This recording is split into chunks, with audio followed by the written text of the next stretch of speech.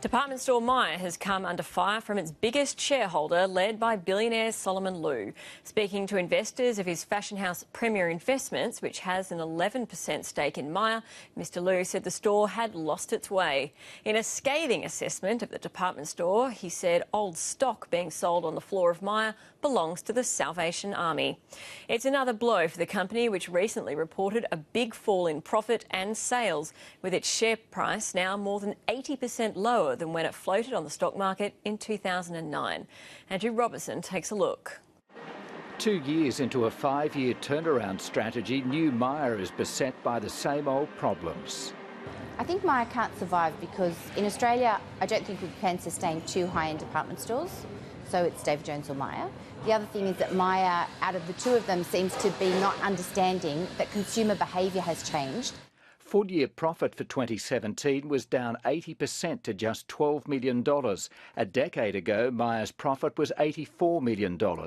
Myer boss Richard Umber's doing his best to justify the numbers when they were released 2 weeks ago.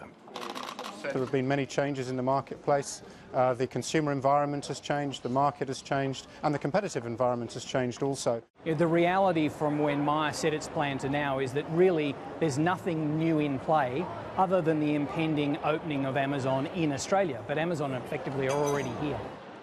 Myer's biggest problem, it seems, is attracting customers willing to spend in its stores, and again the numbers tell the story. Revenue this year was $3.2 billion.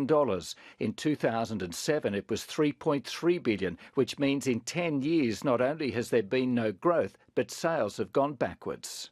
They have a broken business model. Their competition has simply eaten them alive. They've got to change what they do, not in terms of what they sell or how much they sell of it, but where they sell, how many stores they have, and what their specific offer is.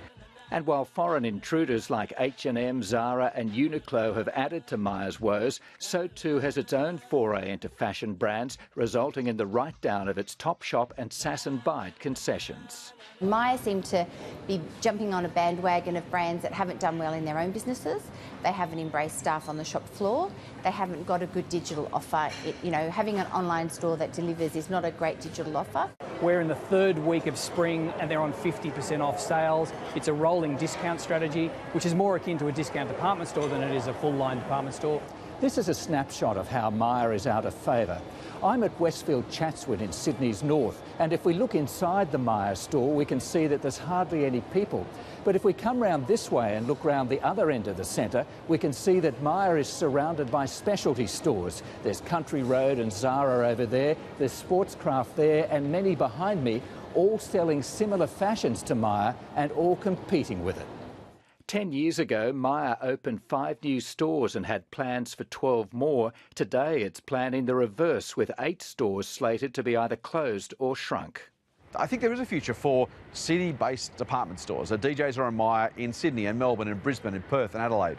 But outside that, I just don't see a reason for being for those stores. There is no clear, compelling consumer offer as to why you or I would go into a Myer or a David Jones and do our shopping. Over the last decade, David Jones has done better than Myer, and if you include the 3 big discount chains, only Kmart has thrived, boosting sales 44%. Wesfarmers stablemate Target has seen sales fall 12%, while Big W is up, but only marginally.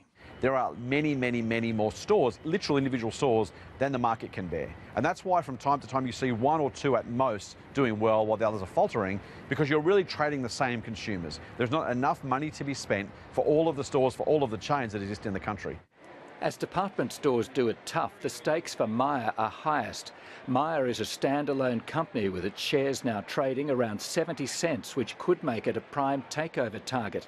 Its biggest shareholder is billionaire retailer Solomon Lew, who's also one of its biggest suppliers, and Peter Ryan believes he might be tempted to buy the rest of Myer at the right price. I think he sees an opportunity to do similar things to what Woolworths of South Africa have done with David Jones in putting their branded merchandise and raising the prominence of that branded merchandise through Myer as a channel.